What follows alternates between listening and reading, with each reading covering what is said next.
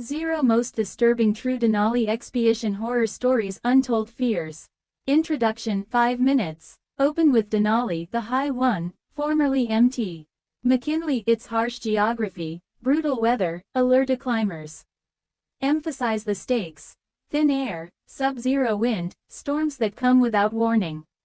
State the promise. Real true stories, survival, mystery, death, human will and failure. Story 1. The Wilcox Expedition Disaster, 1967. In July 1967, two young teams total approximately 12 climbers attempted to summit Denali. On descent from the summit, a massive blizzard, Arctic super blizzard, winds up to approximately 300 miles per hour, wind chills that freeze exposed flesh within minutes. 7 climbers died. The survivors were left with haunting memories. A tent shattered, someone clutching a pole as if to brace against the wind, bodies frozen in positions as they huddled for shelter. Questions raised later. Was leadership to blame? Did they underestimate the weather? Would modern gear have changed everything? Story 2. Jim Wickwire and Chris Carabrock, Crevasse Tragedy. In 1981, Jim Wickwire and Chris Carabrock were descending a glacier in Denali. They were roped together, dragging sleds. A crevasse, hidden by snow, opened under Carabrock. He fell in head first. Wickwire pulled in on top of him. Wickwire broke his shoulder. He attempted a rescue, climbing with ice axe and crampons, descending into the crevasse, etc. The horror. Carabrock was alive, but wedged, upside down, unable to free himself, while Wickwire, injured, was desperately trying. Eventually, rescue was impossible. The physical and psychological trauma lingered. Story 3. Johnny Waterman's disappearance. John Mallant Johnny Waterman, a well-known climber, attempted a solo, unsupported winter route on Denali in 1981. He walked from Anchorage to the Ruth Glacier, crossed rivers of ice, fell into water near Talkeetna, etc. He headed toward Denali's east buttress. Last seen around 11,000 feet. Campsite abandoned. Multiple searches but only tracks in a deserted camp. He never returned. His disappearance remains a mystery. Was it a navigation error, exposure, avalanche, or psychological collapse? Story 4. Muggs Stump's Fatal Fall. Terry Muggs Stump, a celebrated mountaineer known for difficult first ascents, died in 1992 on Denali's south buttress. He fell into a crevasse while guiding clients. The weather, alpine terrain, the risk of crevasse collapse, all factors. The danger of guiding others in that environment. Story 5. Hypothermia and frostbite near the summit. Recent incident. More recent event. A pair of climbers suffered hypothermia near Denali's peak, awaiting rescue. A third climber with severe frostbite rescued earlier. The problems. Light gear. Many climbers go lighter in summit push, fast movements, but minimal survival gear. Weather closes in fast. Rescue missions are hard when storms or cloud cover block aircraft. Story 6. The High Winds and Fatal Fall. Alex Chu, 2025. In 2025, a 41-year-old climber, Alex Chu, fell approximately 3,000 feet on Denali from a place called Squirrel Point toward Peters Glacier. He was unroped in a particularly exposed and dangerous area, with high winds and snow. His partners tried to locate him, but he was lost.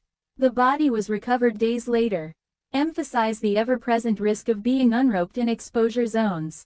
The thin margin between a misstep and disaster. Story 7. Stranded SOS, Indian Mountaineer, June 2025. Indian mountaineer Sheikh Hassan Khan and his team became stranded high on Denali and sent a distress message, "Only God can help us." Factors. Altitude, weather worsening, potentially insufficient gear or unexpected terrain. Rescue operations are complex in Denali, remote, high altitude, bad weather. Hampers aircraft and ground teams. Story 8. Denali's Howl, exploration of the worst blizzard. Out of the 1967 disaster comes Denali's Howl by Andy Hall. It reconstructs the Arctic super blizzard in horrifying detail. The speed of wind, the chilling cold that freezes everything, the sense of being trapped, with no ability to move, to cook, to heat, to get out. The survivors. Stories. how the storm overtook them, how promises of rescue were fragile, how forecasts failed, and how climbing culture at the time lacked some of the equipment, clothing, weather forecasting, and communication we have now. Story 9. Leadership and Decision Failures, the Human Horror.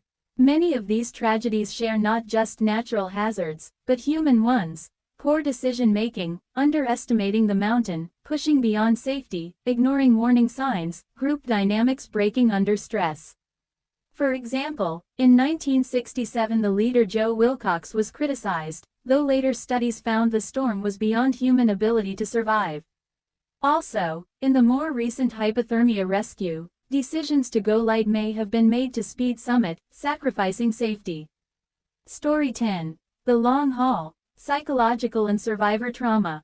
Surviving Denali disasters often means long-term trauma, loss of team, guilt, physical injury, frostbite, amputations, memory of others dying.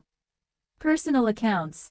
Those who watched teammates die, who felt helpless in the face of nature, who later suffer from nightmares are survivor's guilt. Even when rescue comes, the cost is paid in more than just life or death.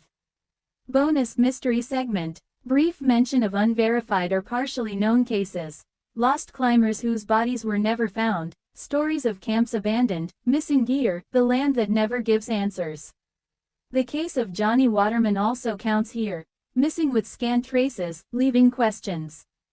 Conclusion. 5 minutes. Reflect on what all these stories share. The power of Denali's weather, the fragility of human life in extreme environments, the interplay of nature and human error. What's changed? Improved weather forecasting, gear, communication, rescue technology. Yet Denali remains dangerous, unpredictable. Leave the audience with a chilling thought. The mountain doesn't care about your strength, your preparation, or your desire. When Denali strikes, all that matters is being aware, humble, and prepared.